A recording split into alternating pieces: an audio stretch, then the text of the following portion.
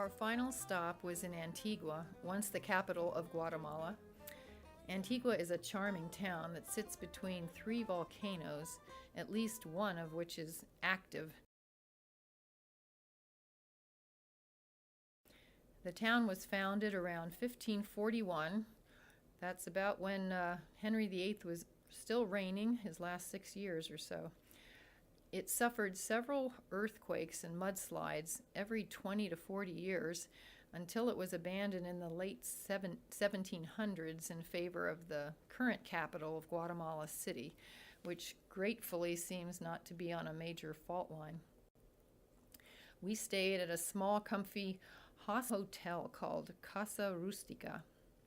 Antigua is now registered as a UNESCO World Heritage Site. Its 16th century colonial architecture and amazing monastery ruins are impressive. A long-time expatriate, Elizabeth Bell, who came to Guatemala when she was 14 in 1969, became a champion for the preservation of Antigua, her adopted hometown. She's written several books and brought lots of attention and restoration money to the area. She was our guide for a very interesting walking tour of the town, which included a stop at a local jade workshop and store. Jade was the jewelry of the Mayan kings. They seemed to wear what looked like 20 to 40 pounds of it for their official public appearances. Now the pieces are much smaller, but they're still lovely. Whether or not you're a jewelry lover, the geological demonstrations and historic exhibits developed by the jade merchants were really interesting.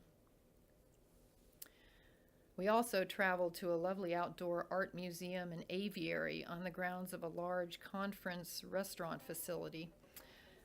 It had gorgeous views, and the food was great, and the art was just really special.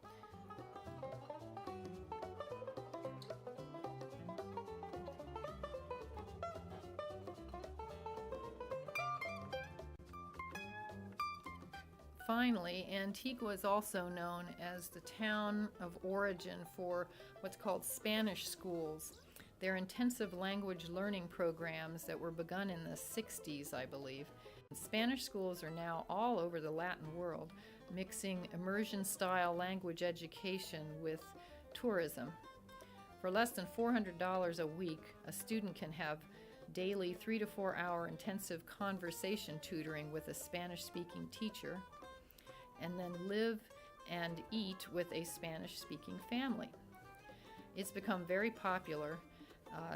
Some retired folks we met were Spanish language students in the morning and then volunteers at Mayan Family Foundation in the afternoon. It was a pretty nice combination.